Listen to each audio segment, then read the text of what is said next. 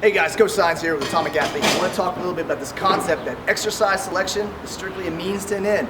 A lot of time as coaches and as athletes, we get too wrapped up on which exercise we're actually performing.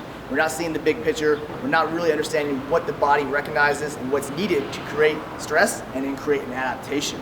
Okay, so the body really ultimately recognizes when it comes to strength, volume and intensity.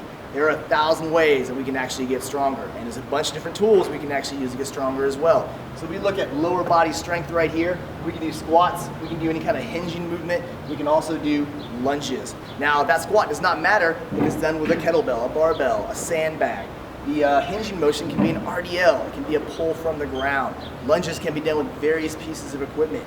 The key up here in training lower body strength is that we're actually meeting the correct volume and intensity to create an adaptation. All right, your body does not care what it's using or what exercise it's doing.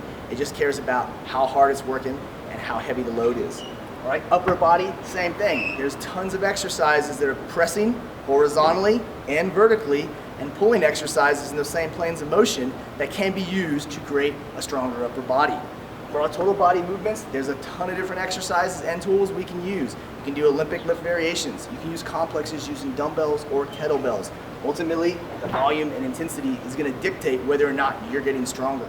Likewise, with general conditioning or work capacity, once again, the movements are not that important. As opposed to strength, where your body's recognizing volume and intensity, when you're doing work capacity or general conditioning, it's going to be duration and intensity. And there's, once again, plenty of exercises we can use to actually create this adaptation. All right, in general, we like to use total body movements, whether that's a kettlebell swing, whether it's a burpee, whether it's a dumbbell clean and press, it doesn't really matter, long as you're actually working at a certain intensity for a certain amount of time. Now that duration and intensity is going to be based on the individual athlete's goals or the goals of that specific program.